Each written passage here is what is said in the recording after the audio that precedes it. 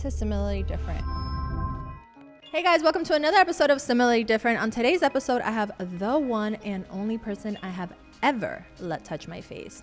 I am talking about the double board certified facial plastic surgeon in Beverly Hills that I believe does the best natural rhinoplasties, facelifts, and all the regenerative features and treatments that you may need, like Botox, fillers, whatever it is on the market.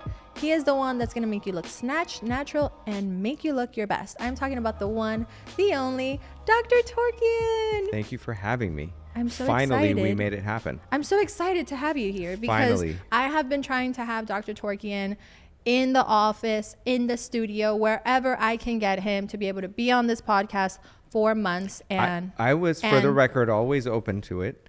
Yeah. But I had to just fine tune my skills so I don't over talk too much, basically.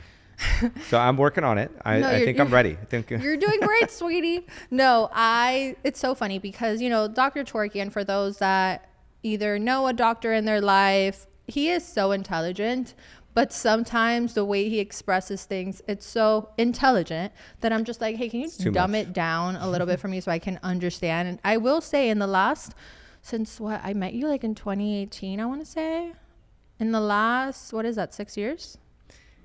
Yeah, I think 18, 19, 20, it's been 21, longer, 22, but 2016? sounds about right. 2016, 2016 maybe. 2016, so almost 10 years ago. He's never been one to be in social media. He's just like, you know, I'm about the science. I'm about the surgery. I'm about the symmetry of it. And I was like, okay, but we got to get you on social because Yeah, we've gotten better at it. You've gotten so much better. The other day I went into the office and I was like, working on this short format. Exactly. And it's because he's getting good at speaking. But I've been wanting to have him on the pod because whether it's to talk about what I've done, what I haven't done, what is on trend, what is not on trend. I think for me, the biggest thing was, listen, if I'm doing it, I want to be honest about it, but I also want to be informative and not just by me, but by a person that actually does it to me. Now, for everybody that doesn't know, PRP and PRF is something that I've done since maybe 2019, 2020, after we tried the filler route, which we did. I have no problem to talk about that. I went to Dr. Torkian initially because my biggest insecurities was my under eyes. It was hollow, it was puffy, it was dark. It was a mixture of all three things. And I remember walking into the office from a referral of a friend and saying, you know, I don't know what to do. What can we do with this? And he did say, you know, let's try some filler and see how it goes. I remember, and I still use this example now, he was like, you know, it's going to be like painting a wall. The first is a primer. Then it's the first coat of paint. So we're just going to have to see how it reacts to you and do little by little. And I remember that for him from the beginning, little was more, rather than I feel like a lot of people at the time were offering me to go to their offices and they were doing all these different creators and influencers and they just looked swollen. They looked puffy. And at the time I was signed to a modeling agency and I said, I cannot have my agent find out that I'm doing this. They will definitely not drop me. But that never happened. And I'm just grateful for the journey now that we've come through with it. And we've been able to experiment and try out things. And more than anything, I want to say, if you are into trying out any form of care, I think going to an office that makes you feel safe and seen is very important and doesn't feel like they're trying to sell you on something. For you, when you spoke to me, symmetry was the utmost goal. And you were like, if you feel the symmetry, you'll look like you want to look. So I don't know if you can tell us a little bit, one, about yourself, where you come from, how you started, but also your whole technique. So first I want to say, I think that painting reference was, I think we were talking about painting with oil, like on a canvas. There is a base and then you're adding layer. Yeah. That one. Oh, I don't know. I just remember who said I just thought about a wall and I was like, that's so two-dimensional. Did I really say that? But it's okay. Then maybe, oil. I don't know. I took a little piece of it and stored it in my brain. Yeah. So, you know, I always wanted to be a doctor, and just taking care of people was always my thing. In my regular childhood life, I was always taking things apart. But in my head, I knew that I was going to be a physician. And I really admired my pediatrician. And so that's what I just kind of like defaulted to, that I'd like to be a pediatrician. I love kids, and I always had younger kids around me. I'm one of the oldest of many cousins, and so we were always together. They were like my little siblings. And so that's sort of where I thought I was going. When I was in medical school is when I really got exposed to the other aspects of medicine, especially surgery, that I didn't really know. But when I saw it, it kind of took me back to my hands-onness with regard to how I was as a child. I had a little like shed, not really, like almost like a camp house, like, you know, one of those rooms you stay in when you go to like summer camp as a kid, in the back of the house. Okay. And when we moved in, this was the most exciting thing for me. It was right behind my window, outside in the backyard, and it was like my clubhouse. It had a bunk bed in it and running water and electricity, which was a little bit of a problem. But yeah, I mean, it's like a kid who's very like curious in a place like that with electricity. It was a little crazy. But I used to run all kinds of little experiments in there, and I painted on canvas, and that was my little studio. So I took apart like radios, whatever. But it was really manual, and I used to always like, that was my little workspace. And so when I saw surgery, it kind of took me back to that, and I realized this is something that I should do. This is I need to have my hands in the game here. I can't just be thinking and helping patients that way. And then, you know, with a little bit of mentorship and the excitement of watching cleft lips get repaired on the Operation Smile videos and so on, those things are so valuable as a medical student to help shape your future, because you really get to see what you like and what you gravitate to. The mentorship is, I think, the key, which is why I love having younger people around me right now anytime someone wants to come watch, because I can give them the opportunity to know whether they want to do this or not. Yeah. And to me, that's the biggest ultimate payback. But then I decided to go through a facial plastic surgery route, and I got there through ENT, head and neck surgery, because I was just in love with the anatomy of the face. Its intricacy, its detail, and it's such an intimate part of the body. I mean, intimate, not in that way, but intimate in the sense that this is like how you're recognized. Right. And so to me, that was such a responsibility. And so that combination of the anatomy and the fact that this is such an important part of the body, to me, was what sealed it. And then went through some reconstructive training, some aesthetic training, and then here I am. Wow, I love that. Now, did you know that you said you wanted to be a doctor, a pediatrician, when you were like building and putting apart the radios and all that stuff? But was there anything else that you wanted to be growing up? You know, so as far as being a doctor, I just didn't know any better. Like that's what I knew, was a pediatrician. But I was a drafter, like an architect kind of a guy. I would always, my art was both painting and drafting. I took a drafting class in like 6th or 7th grade or something and fell in love with it. The attention to detail, the lines, the curves, and just getting things like exactly to scale when you're drafting has always been interesting to me. So I thought maybe architecture. And I think that also goes hand in hand with when I went to your office, because one of the first things that you pointed out when you were looking at my face was symmetry. And I remember at the time I went for my under eyes, and you were like, you know, this is what we can do. We can try it out. Everything is, you know, a trial and error. At the time, filler was the best option that we had. And then as time went on and we started seeing that the symmetry or the product wasn't really landing how we wanted it to, and it started doing different things, I appreciated how, because the symmetry wasn't being achieved, you were like, let's switch gauges. Yeah. So we know a lot about these products now that we didn't really know. I'll get a little technical for a second, just because I think it's important for people to know. You know, when we use fillers responsibly, we're still in very, very responsible territory. We're doing right, as long as we use them responsibly.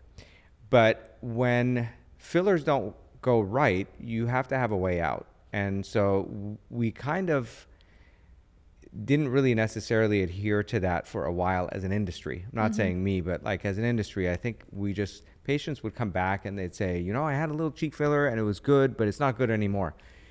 And then the provider would say, so maybe you need more cheek filler. It's probably going away. It's been 6 months. Let's do more. And so it ended up in like just too much. And what happens in the under eyes, and I always discuss this with people, they always ask me like, how long is it going to last? First of all, what we're treating is what's called a tear trough. It's something that happens in young people. It's one of the first signs of aging, and not really necessarily quote unquote aging, because it can happen in the 20s, but one of the things that makes your eyes look older or tired.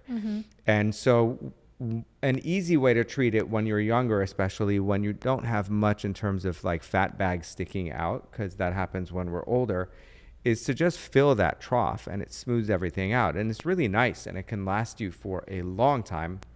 Although, you know, the labels or the recommended advice on the fillers is like 6 months to a year, right? But clearly they can go longer. But when they do, they start to change. And this is something that, you know, we started to realize later. I mean, you and I really kind of learning it together at the same time as I was learning it, and my colleagues and the entire aesthetic world were learning it with their patients, is that they would get softer, these materials, and they start to come to the surface. So even if it was deep down onto the bone in this area, it's now kind of come through some layers of tissue and is now sitting under the skin. So we get a little puffiness and so on. And it doesn't happen to everybody, Right. but it can. And so now when I have younger people come to the office, instead of saying this is the best way to go or this is one of the better ways to go, I say, look, still a great way to go, but you have to be prepared to get not only a more immediate result, which is one of the nice things about the fillers, but also prepared to have to do something to switch it up a little bit, change it out a little bit. And sometimes melting and starting with fresh filler is the answer. Sometimes just melting a little bit of it and leaving the rest of it there to last another 1.5 2 years is the answer. Now, do you recommend in general for people that are getting fillers at some point to melt and then start again? Because I think that because some don't. Okay. They don't need to. It really depends. You have to just be playing it by ear and really thinking on your toes. Reassessing at each opportunity is the most important thing. Yeah. Not just blindly getting more filler. Yeah, and I think with us, when we were putting little filler here and there to try to see in my under eye areas, we started seeing, because again, I went in with hollow eyes, but also a few bags in the area. I also had discoloration. And while he filled the hollow areas to kind of match the bag areas, I would say, right? Am I saying that right? I think that eventually I am prone to inflammation. I've talked about this on the episode, on the podcast a lot, and water retention in my under eyes. I naturally just my body gravitates that way. And I started noticing that depending on my hydration, depending on my tired levels, depending on so many other things, it started separating a bit. And that's when I went to him and I was like, I think something is happening. It's not noticeable to the stranger, but I can tell something is happening. And you were able to tell as well. And I think the importance of being able to go to a doctor that at that point, or a nurse practitioner, whoever it is, your injector that you trust, and instead of them saying, well, let's just add more at that point, let's just add more, it's seeing, okay, this patient is reacting, their body is decomposing or producing or processing this filler in this form. That's exactly what's happening. Yeah. And then at that point, we started the melting process little by little to see how it would react. And we did a handful of sessions of it just to try it out. And I remember that every time he would do the melting on it, I would be like, that's it, we're fixed, it looks great, because it like refreshed it. Yeah. And then I would be like, oh wait, no. He's like, calm down, this is the process that we're doing. And then I think the big moment for me was one day I went to the office and he goes, have you ever tried doing PRFM? And I was like, what's that? Tell me more. And the way I express it to everyone is, listen, Kobe did it when he got injured in his knee. If they don't know about the beauty treatment, you know, in the family of PRFM, right? And I was like, athletes do it to add new cells to wherever an injury is. So then I started thinking, okay, well, it's not filler. So even if it separates, migrates, clumps, whatever it is, it's my own cells. Can't be that bad. And at that point, I think with so much research that was coming out about under eyes and how it's so delicate in that area and it's so hard for it to not separate with time or do this or do that, I think as a team at that point, we were like, let's try this route. And I've been in love with it ever since. So we had another option at that time too. We did? Which one? Oh, the speaking of from your own body, so you can just to break it down for everybody so they get this, in case this is like one of the things that shines on this episode. The under eye filler is a nice way to get that trough. Fat is another way to get that trough. Depending on how old you are, it's from your own body, it's from your own cells. It's wonderful. You can make stem cells out of it or extract the stem cells out of it and use that in creative ways to thicken up the skin as well. But if you're younger and you're going to go through menopause later in the way that most people go through menopause, which is by accumulating fat in certain parts of the body, which happen to be the parts of the body that are best to harvest fat for fat transfer, then your body can change. And when it does, the fat that we put in your face is going to behave like where it came from, not like facial fat. So it can get bigger, it can clump up, it can grow and look very out of place. And the only way to get it out is to get it out. Well, physically. I remember I asked you, I was like, oh my God, do I have to go under the knife? And you were like, not anytime soon. So that was like on the back burner. We didn't even discuss it because at this age, it wasn't really something we were going to do. But it's a nice option and it's got a good regenerative potential. Other regenerative treatments like Sculptra, which is PLLA, which is polyl-lactic acid, doesn't matter what that name is, but basically a very common biostimulator of collagen can be used in that area because it's not as predictable. It can get kind of clumpy, lumpy, and so not a good option there. But in the rest of the face, it's some people prefer it. And then there's going to be some very new and amazing products that are really biostimulators, exosomes, and we've heard a little bit right now of some people, if they get this episode out now, like people will be, there's a lot of controversy about it, but PDGF. So PDGF is platelet-derived growth factor, and this is not from the bottle, but when we are doing PRP and PRFM treatments, that's what we're taking advantage of. It's basically platelet-derived growth factor. And it's basically the first step. Is that the one that's like from babies? No. So the one that's available that's from your own blood. But if the ones that are available from bottle are grown in the laboratory, they have genetically programmed bacteria to make it for us so that we don't have to rely on human tissue, which is really nice. But when we get it from your own body, it's the safest way. Yeah. It's a little different from person to person. Okay. And your nutritional status can make it different. Your health status can make it different. Your age can make it different. So those things have to be taken into account. But the idea is that it's the first thing on the scene that tells your body that it needs to heal. And when you heal, you create stuff to close a gap that's been opened. Now, you don't have an open gap when we're doing these PRP and PRFM treatments, but we're simulating that, right? So when we inject it, your body thinks there's an injury there. I'm going to heal it. It's going to make some collagen in the area. When we do it with the products that we make from your own body, it can take a little bit longer than the lab stuff, but it's so much safer. At the moment, at least, it's so much safer. Yeah. Have you heard or seen any cases that haven't gone the best from that? Since you said like it could, like PRP and PRFM are safer, but what are some of the non-safe possibilities from the other option?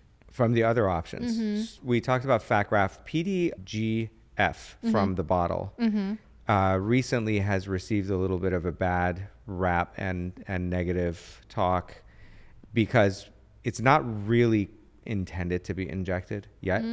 Yet meaning like it doesn't really have an approval for it, but it has been used off-label by some people to inject. Okay. And I can understand why, because it's like you can harness the power of this stuff, you have control of the concentration and so on, but it hasn't been really worked out yet. Okay. So people got lumps and bumps, especially with thin areas like under the eye. I sent it to Olivia actually because somebody had posted that they were doing that in Miami, and she said, yeah, I've seen this. I don't know that we would try this with you yet because it's still very early on. And to be honest, for a person listening, I actually love that answer. And that has been something that has always made me feel safe with you guys, that if you guys are wanting to try something, you're saying it, hey, just so you know, we're trying this, but let's do a little bit to see how you react to it. Or, hey, we don't feel comfortable even trying that, even though some people are promoting it and doing it, because a lot of people jump on trends a lot of people jump on things, but for me, it's like, this is my face.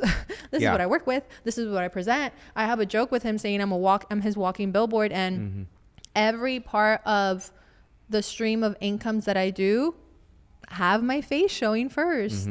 So for me, it was very important that it was little at first, that it was subtle, that it was maybe not recognizable that I'm doing something. Obviously, if you see my before and afters, my under eyes were crazy. Okay.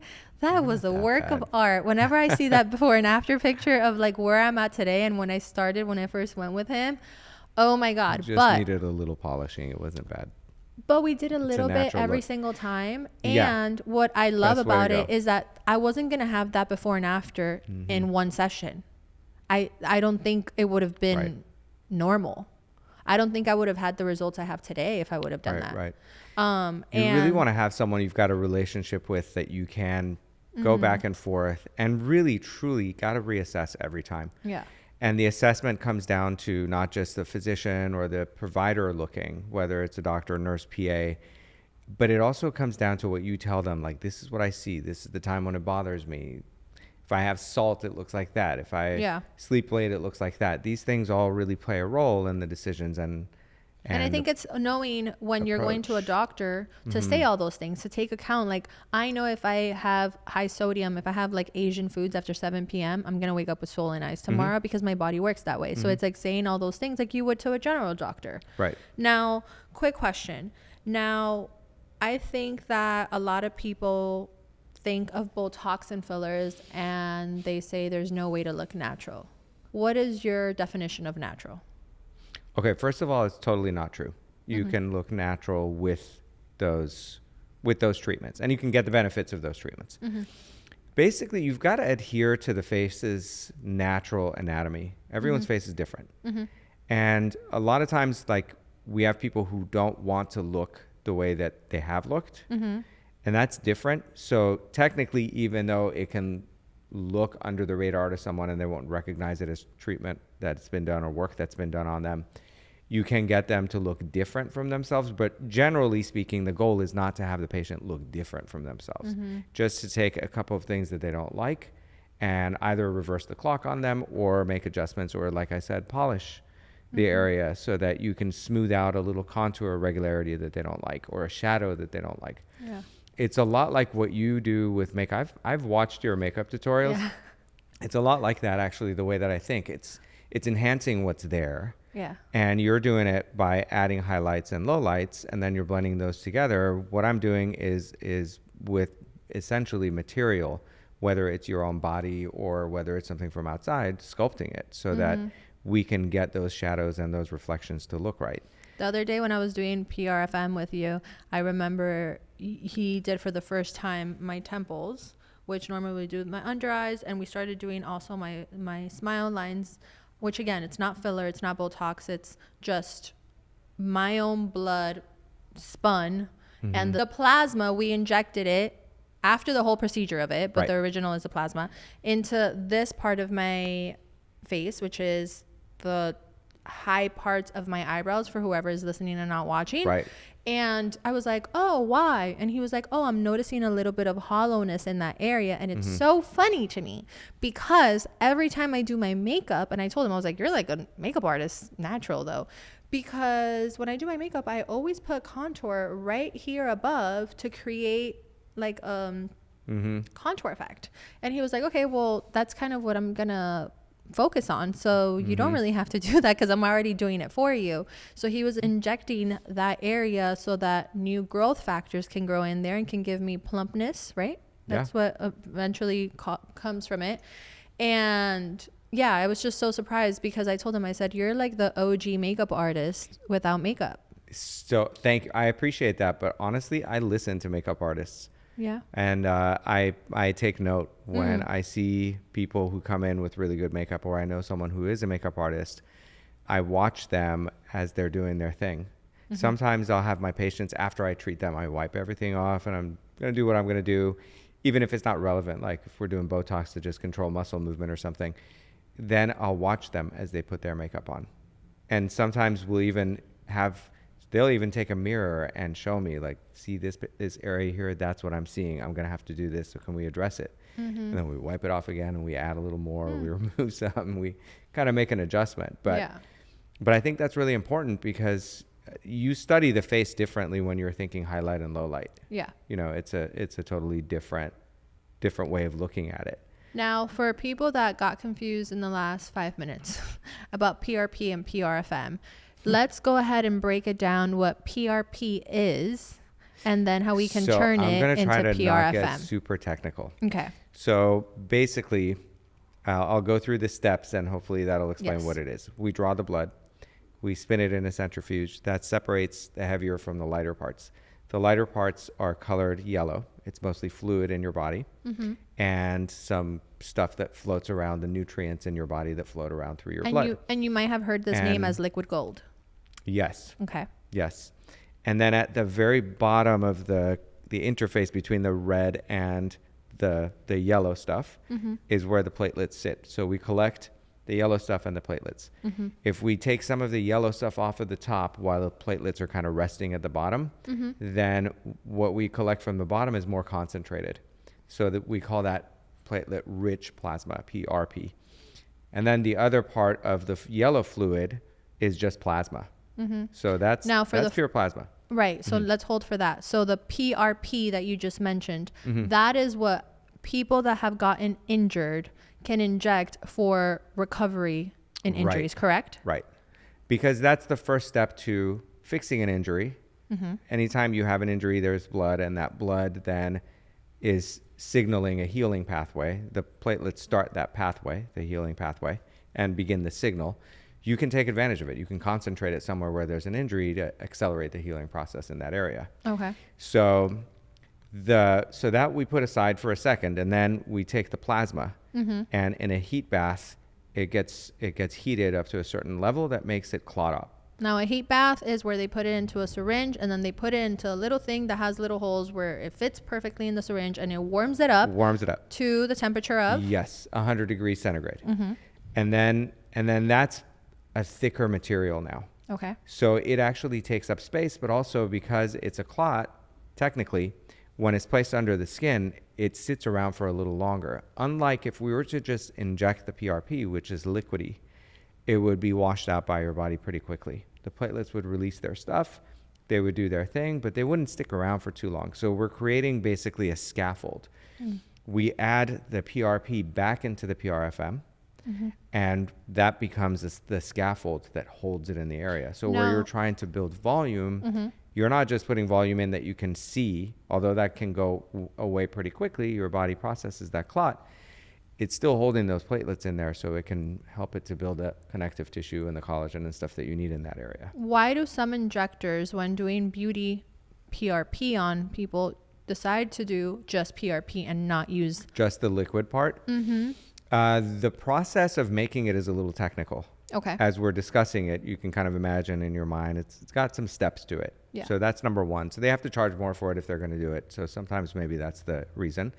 Others, maybe they're not trained to do it, or they don't think it makes a difference. But also PRP can be used for many things. You can inject the PRP, you can rub it onto a microneedle treatment or a laser treatment. Yeah, a lot of people do it over the vampire facial. It's the first uses of it in our industry were really after the vampire facial or after like a laser treatment. And it's great because it helps things to heal faster and decreases inflammation. And so it's kind of a nice thing. Early on, the tubes that were used to draw the blood, they weren't really good at separating the different two colors. So sometimes some red would get mixed into it, and you would see pictures of some celebrities and influencers online that would have like really, really red faces afterwards. It's not quite like that anymore. It's a little bit cleaner, a little bit more yellow. But when we inject it, we actually do inject it in your case as well, and in some of the under eye patients we have, because the dark color under the eye sometimes is related to the thin skin under the eye.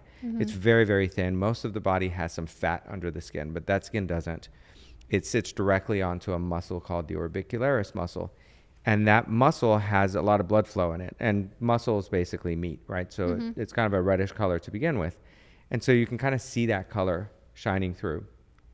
And so part of the dark circle is caused by that. So we add a little PRP, the liquidy stuff, because we don't want to thicken it too much in that layer.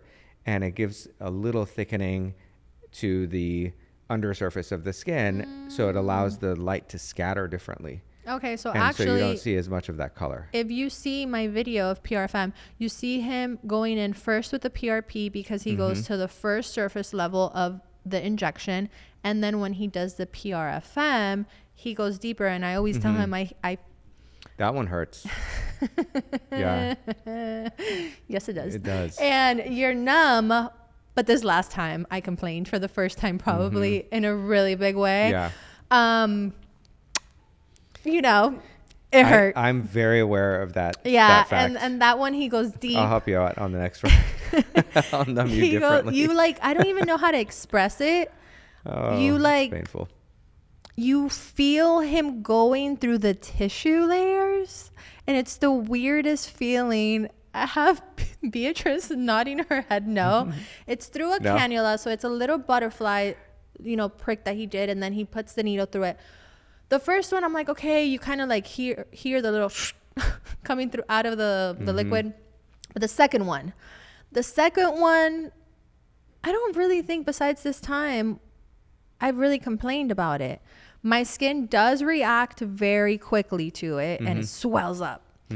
But it's the weirdest thing. And I think that goes to show you what it really does, that you said that your body feels, injury.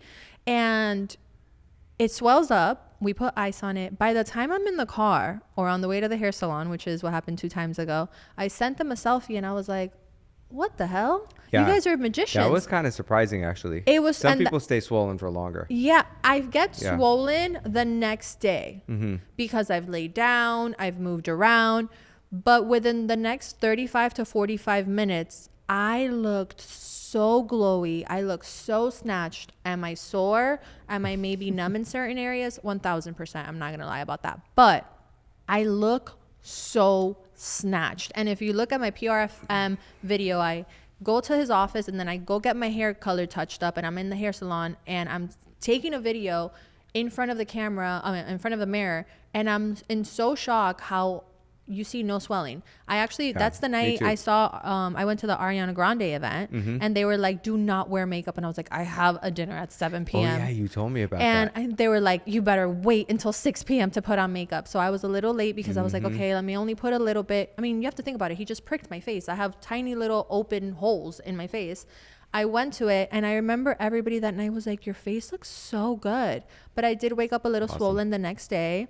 And it's all about your pre and post. I think it's really important. And I've kind of figured it out now because this time too, like I was more bruised internally, I would say, because he did the temples and I had never experienced the scalp area, how delicate that is. But I felt like I looked great. This is a really interesting area, actually. It's one of those areas that people don't even think about. And when I mention it to them, they say, what? And they don't, first of all, they don't want to spend the money on it. Like, well, when you always think about like this area, you think of crow's feet. So they're like, okay, I mean, that's right, but this is above that, right? Right. So it's above the tail of the eyebrow. Everybody thinks of this area, which is where the crow's feet, if you're going to get Botox. But then nobody thinks of this area, which is literally where he did it. It frames the lateral eyebrow. Yeah. And this is one of the things that people complain about the most when they're starting to age, like the lateral brow coming down or this little area getting a little too heavy. And it really frames that area, but it casts a shadow behind it when you're hollow.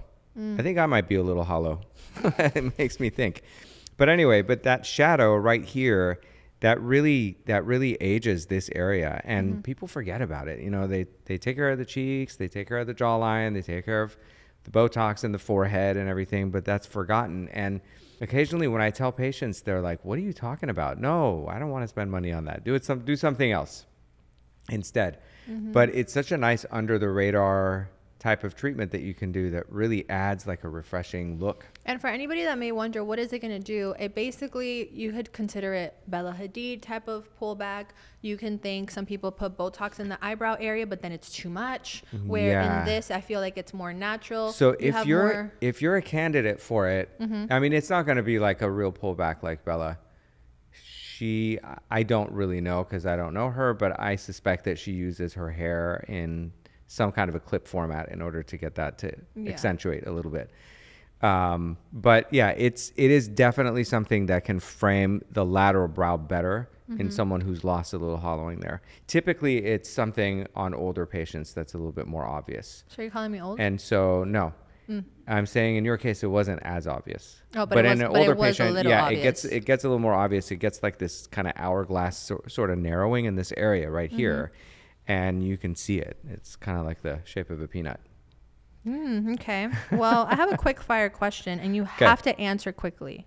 You can't you have to give me like 3 words. Oh, I saw that category. Okay. Yeah. Yes. No, you didn't see it. Shh. Okay. Well, it's a surprise. Staring at your thing over here. Oh, okay. Most underrated skincare step pre-procedure. Wow. How fast do I have to speak? You have to speak fast. You can say like 2 sentences. Most underrated skincare step. Skin bleach. Pre-procedure? Depends on the procedure. You think it's good to do it? Yeah, so it depends on the procedure. Why? But if you're getting, like in your case, no. But if you were getting like a laser treatment, a microneedle treatment, those things can all cause Pigmentation. And when they do, it's a surprise to you sometimes, when it happens. You could prevent it. Good to know. Yeah. Okay, filler, toxin, laser, or scalpel. What gets overused? Filler. I agree. The one facial procedure you recommend the most, if it was universal. Right now, lasers. Okay. Is there a certain laser? Yeah, I like the combination CO2 and non-ablative. We have the Helix in our office. It's awesome. Favorite fall beauty treatment or laser? Cool peel. Okay. What about for non-problematic skin? CO2 laser. What about for acne-prone skin? Cool peel. Okay. If you weren't a surgeon, you'd be an architect? Probably. Okay.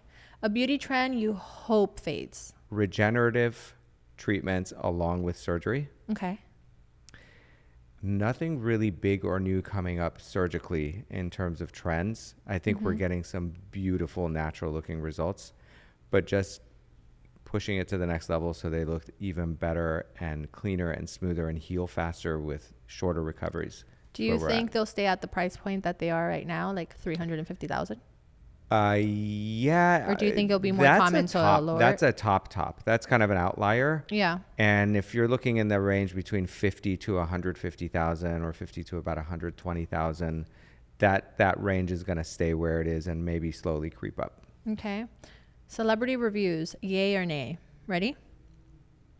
Kris Jenner's facelift. Yay. I agree. Aubrey O'Day wanting to melt her filler and going on that journey now. Yay. It's a journey. Yeah. Yeah. Current Taylor Swift. I haven't don't come for me. Seen. You haven't? I will show you No. right now because I sent it to Olivia. We will keep this part in the interview. This is her most recent interview that she did before and after. The after is over here. Okay. Well, I think she's really cute overall, but I think her Botox was a little overdone and the filler was a little overdone. Her brow is a little low, unless that's just the way she's aging. So yeah, nay. Yeah. At the moment. I think. Sorry, Taylor. I love you, but. Love the music. Yeah. Don't go to Torkian. He'll get you Come right. on by. Now, Miley Cyrus. I don't know if you saw her recently. Yeah. Mixed. Yeah. I don't know if it's like. Again, I think she's beautiful. It's a little too much right now. Yeah. I'm trying to figure out if it's like more of like an artistic like era she's going through where it's like bleached brows and, like artsy, or if it's like. It's a nay. Yeah. Now, Okay. I have one for you. Okay. Gwen Stefani. It's been a while. I haven't seen her recently. Oh, okay. Is she looking a little? It's been a while. Some stuff happened. Oh, I have to look her up. Okay. I actually thought of one other. It's been a few years, but that one caught my eye. Yeah. Larsa Pippen. I don't know. You haven't seen? No. Okay, I got another picture for you. Yeah, I'm kind of staying out of the loop like that. Oh, definitely no. No, I've seen her. Sorry. I just forgot that. No, nay. Sorry. I just think, look, it's no, which means that like honesty is the best policy. And I even said it when I started. I said, if for some reason I'm going too far left, I would love for my friends to tell me. Yeah. Look, you can only use filler, Botox regenerative, restorative, stuff in the office that's not surgical, you can only use it to a certain extent. You can't add so much volume to someone's face to try to mimic a facelift. Yeah. It's just not, it's not going to happen. I mean, it happened with Lindsay Lohan, and then she melted it on. Now she looks amazing. Amazing. So yeah, she's on the right track. She looks beautiful. I think so too. Regenerative aesthetics, PRP and PRF. And I want to go through a few different things and you say the difference of them. So what is the difference between PRP and PRF mechanisms? They're pretty much the same. Okay. PRP, because it's liquidy, washes away a little quicker, so it doesn't stick around where we're putting it. PRFM will hold that same stuff in the area a little bit longer. Okay. The differences patients actually notice between one or the other. Which one is more? PRFM has volume. Okay. PRP does not. So they'll notice an immediate difference with PRFM. Okay. When are you not a candidate? If you're really sick, if you have a blood clotting disorder, if you have a blood cancer like lymphoma, leukemia. It's not common that we see patients like this, but sometimes when people are going through a health journey like that, they just want to feel better about themselves. And sometimes those would make them not a good candidate for this because their blood quality is going to be a little different. Good to know. Yeah. Now, the realistic timelines, what changes at 1 month, 3 months, and 6 months? I know I get asked this a lot of times when I'm posting the videos of PRFM of, well, how many sessions do I need to actually see the difference? And obviously I've been doing it for a handful of years and everybody reacts to it differently. For me, I saw a difference, but I already had a little bit of filler left over. So to say that I saw it in the first full, it's like I came from filler, melting, now let's go this route instead. It's funny. It actually, honestly, I think that's the best use of it, and the best results that I've seen have been in people who had filler that we've reversed, because we're not really fully reversing the filler. It's partial. It makes what's there behave better. It's a very interesting thing. I wouldn't expect that, but some of the people that we've done the best with have had filler before. Number one. Number two, generally speaking, by 1 month, most of the effect of what we've done is gone. But if it's repeated every month, every 6 weeks, and we stay on track, maybe 3 times for most people or 4 times for some people, but I would say average it at around like 2 to 3 times, then we'll build up a little bit of volume where you had it before, and you can see a tangible improvement. So and I think that's where we were talking before and after pictures, you can discern something different. And that's, I think, when we were talking about the oil canvas situation, that it's like we've layered it on now, because it's now layer upon layer. Yeah, and now at this point, I only do it like 2 times a year, I would say. Yeah, if that. I mean, I don't even think you need it that often. Sometimes you come in, I look at you, I'm like, okay, I guess we can. And we that's keep why the we ball start rolling in that direction, and that's why we but started we don't need to really do much. And we started adding in different areas because I don't really need super maintenance in my under eyes. I want to say, like, I did see a significant difference the first time around with the dark circles. That it was something that within the first use I was able to notice a difference. And like you said, I think it's because it goes in the surface level, or not the surface level, but under the skin. I was able to notice that. That's something cool you can see immediately. I've had some good luck with that, actually. With I always think outside the box. When it's something safe, I'm okay with like pushing limits and thinking outside the box, as long as I know the safety of it. But people who have rhinoplasties or even upper and lower blepharoplasties or facelifts, sometimes they'll get like a lot of discoloration under their eyes because of the bruising. Bruises can leave some of the iron behind, and the iron gets kind of rusted under the skin and stuck there. And there's no great way to get rid of it. It does go away on its own over time, but it's super slow. So in some people, I said, you know what, let's do some PRP injections under there. And I did them for free just so I can like help to kind of salvage the only like negative thing about a positive treatment that they had. And remarkably, it really does get better. Sometimes you can see it right away. It's almost like you kind of spread some stuff around and it moves it and it changes the architecture under the skin. Yeah. And that's why I say that when I went to the hair salon 30, 45 minutes afterwards, I was able to see my face feel so bright. You can see it in that video. Yeah, it's crazy. Yep. Now, what are your thoughts on trends that you're seeing for 2026 for rhinoplasty and facelifts? Is there any trends that you're seeing? That's a good question.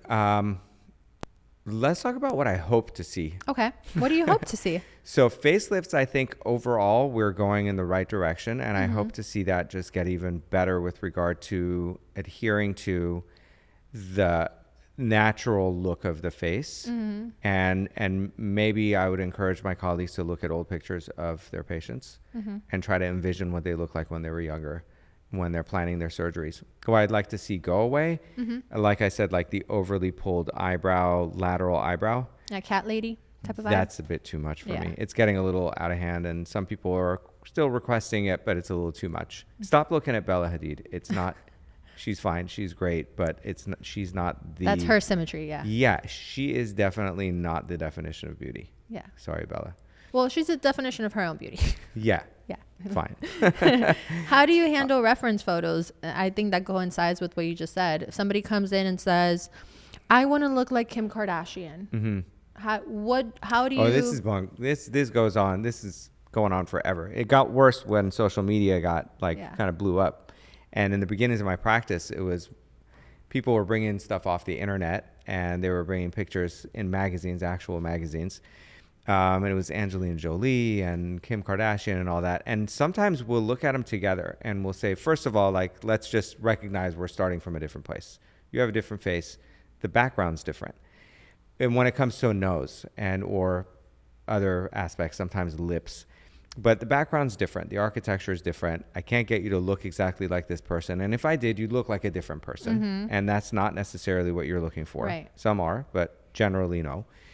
And then we break it down and I say, let's isolate the nose, if that's what we're talking about. And you can find flaws in all these celebrities' noses. There's none that are perfect. Right. My favorite one, I love Angelina Jolie. I think she's absolutely beautiful. But if I had done her nose, I don't think I'd be really happy with it personally.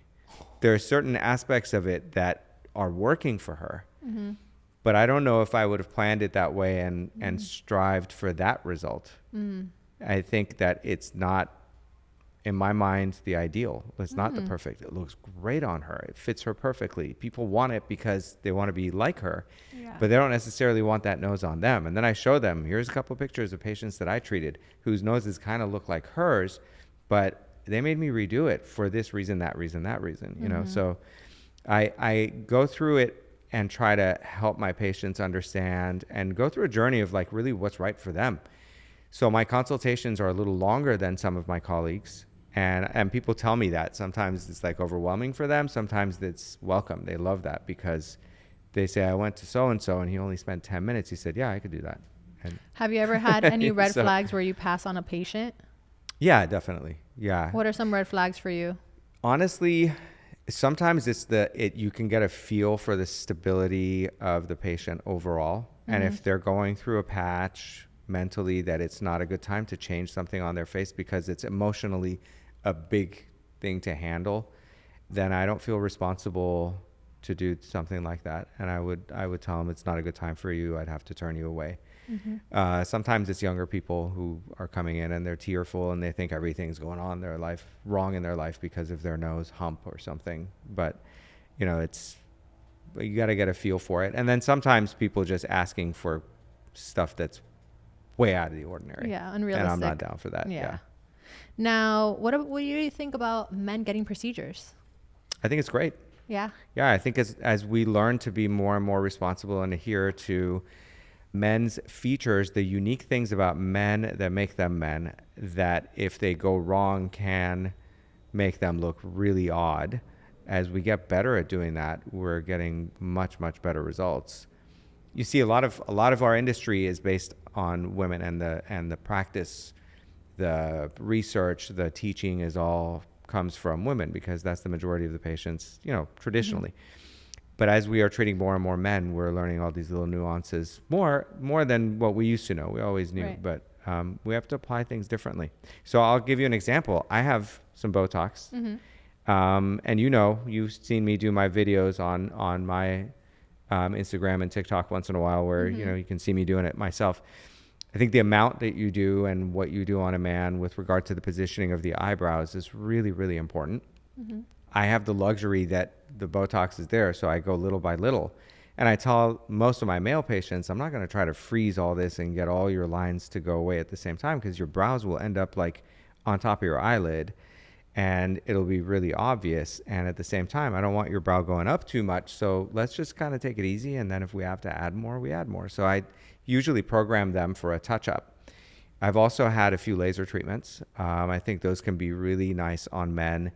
And honestly, I can't understate the importance of skincare for men. Oh, we want like easy stuff. Please talk about it. Let's say it louder for the people in the back. Yeah, you got to take care of your skin. We want easy stuff because we're not going to be doing multiple steps. Mm-hmm. Even but it's women important for you to sometimes don't have want to some do steps. multiple steps. Right. It's very important. And I think one of the nicest changes biggest changes that I've seen, or best changes that I've seen in my patients, have been those that I put on something that they can adhere to. Mm-hmm. Whether it's a growth factor, cream, moisturizer, just giving some guys a good sunblock and mm-hmm. doing like a quick, what I call a dusting of CO2 or a cool peel on their face or something to get some of the dead skin cells off and some of the discolorations. Mm-hmm. And it just makes them look more radiant. Mm-hmm. And sometimes, because men age differently, sometimes they look 5 years younger when mm-hmm. you like get the dull stuff off of their skin. Yeah. Every time I'm dating a guy, I always put him on a skincare routine. Mm-hmm.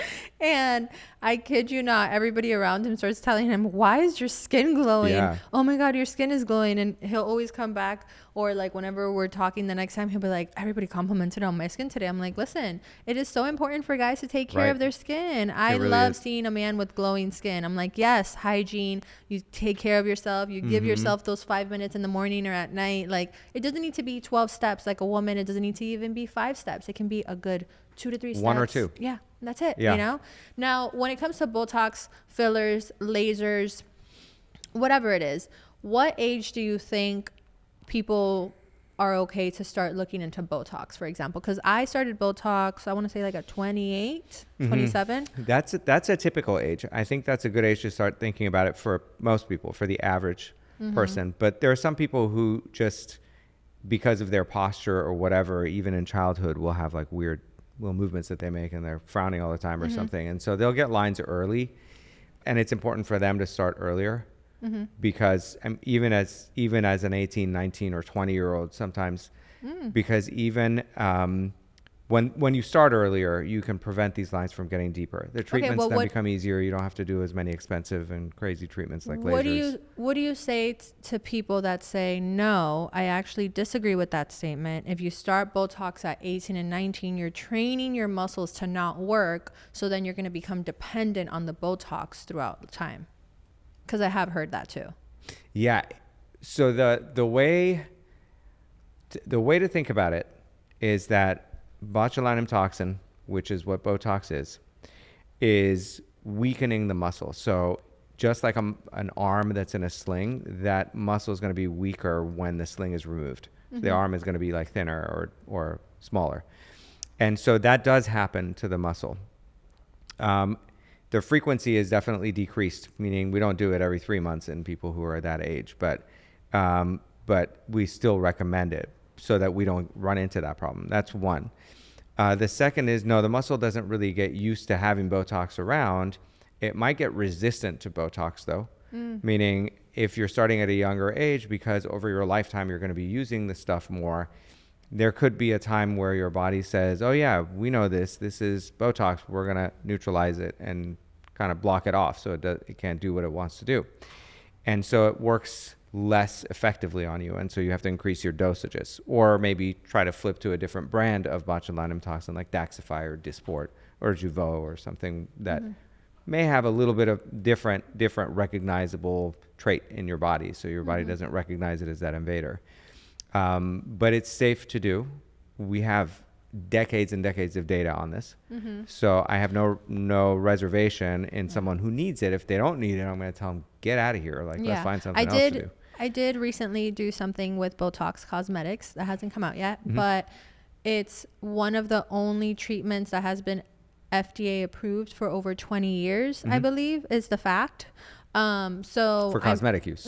For cosmetic use. So for so I think that for something that, you know, you think of fillers, you think of lasers, you think of facelifts, you think of all these different things that are out, trends, whatever, but for something to have not been canceled and be FDA approved for over 20 years has to tell you that. Yeah, I mean, for those who don't know, that's a really good track record. It's very long. I mean, there's a lot of things out there like that, but let's imagine like stomach acid, something people deal with a lot. There's been 3 medications that have had black label warnings because over time they find these issues. And these are, of course, with like large numbers of patients, you know, but over time they find issues like they can increase your risk of heart attack or whatever. But with Botox, we haven't seen that.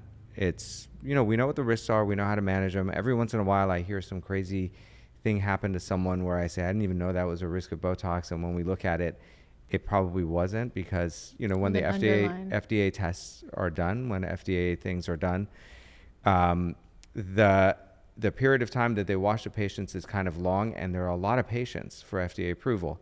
So if they happen to have for example, let's just say a seizure during that time that they were being watched, and it happened to be because they were on the Botox study, they said, yeah, well, we had one patient get a seizure out of this many, so 0.001% can get it.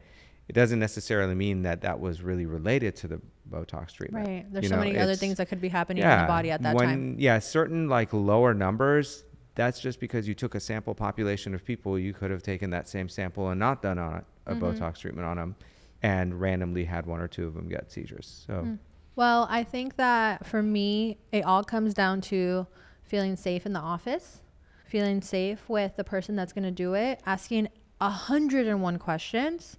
And if your doctor, your nurse, whatever it is, gets offended, then maybe that wasn't the relationship for you. If, you know, if they don't carve out the time to be able to answer the question and ask the questions and make you feel comfortable. At the end of the day, whether it's your face, whether it's your body, whatever it is, it's a part of you. You should feel comfortable before you do anything. I always say, start small. A little goes a long way. Even with Botox with me in the beginning, he would always be like, you just need a little bit. You just need a little bit. And we still go with that motto now. Start small, have a plan. This is the important thing, is moving forward with a plan. It's not just a one-time thing. And hopefully you'll find the relationship with the person who's treating you that you are comfortable going forward with a plan for a long term. But this is a journey. This is not, your face is always changing. Your body's always changing. So it's not a one-time thing. You come in, you get some answers and get a treatment today. Doesn't mean that you shouldn't have a plan going forward. There should be something. Even when I look at the before and after pictures of the under eyes, I'm always like, I was such a baby then. In general, my face was going to evolve even without doing anything. That it just makes the before and after look even crazier. But even at that age, we made a plan for you. We made like these are the steps we're going to take now. This is what's going to happen. When that happens, we'll take care of it this way. If that happens, we'll take care of it that way. Over time, we're going to achieve this. And that's what you're looking for.